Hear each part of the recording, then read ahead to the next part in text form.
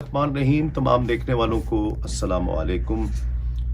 खालिद भाई 43 साल की उम्र में खालिद भाई का इंतकाल हुआ। बहुत से लोग ये सवाल कर रहे हैं और यकीनन तशवीश ये मोहब्बत की वजह से ही है।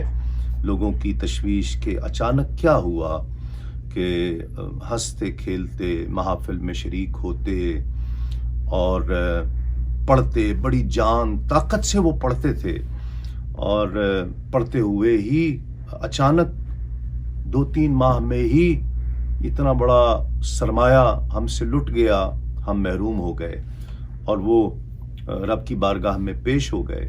क्या हुआ था अचानक? बहुत से लोग ये सवाल कर रहे हैं। सोशल मीडिया आप जानते हैं कि अफवाहों की आमाजगाह है, वहाँ अफवाहें भी बहुत जन्म लेती हैं। तो मैंने ये ज़रूरी समझा, मैंने जो उनको ट्रिब्यूट पेश किया था उसकी वीडियो आपने देखी होगी, तो मैंने ये ज़रूरत महसूस की कि एक वीडियो उनके लिए और तैयार की जाए जिसमें उनकी जो हालत थी उसका तज़किरा किया जाए।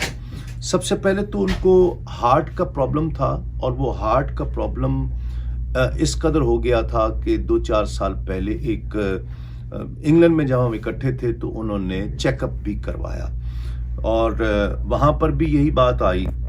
अब जब ऑपरेशन करने लगे तो मेरी उनसे बात हुई तो मैंने उनसे जिक्र किया। मैंने कहा आप 2-4 जगह से मज़ीद ओपिनियंस ले लें डॉक्टर्स से। उन्होंने कहा जी मैंने तस्लीम भाई सब जगह से ओपिनियंस ले लिया है, अब फाइनल ये है कि हमने ऑपरेशन कराना है।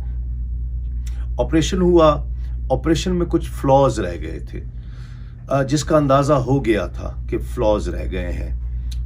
कुछ तकलीफ रही, फिर जल्दी सेहतियाबी नहीं हो रही थी।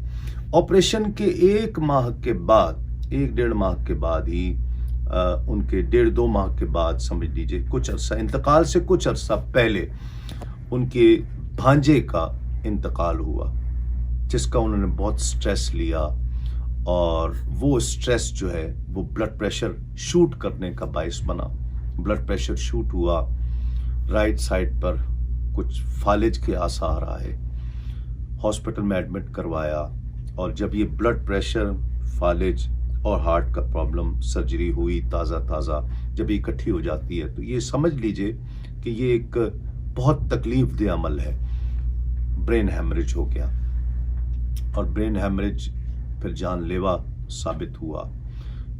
2-4 माह में ही, 3-4 माह में ही एक ऐसे सरमाए से हम महरूम हो गए, एक ऐसे दोस्त से और एक ऐसे अजीम सना खां से हम महरूम हो गए कि पता ही नहीं चला और यकीन ही नहीं आता कि वो इस दुनिया से चले गए हैं। लेकिन देखिए कि अल्लाह के महबूब के दीवाने का होश किस तरह से कायम रहा कि जाते जाते भी उनकी ज़ुबान पर कलमा जारी था।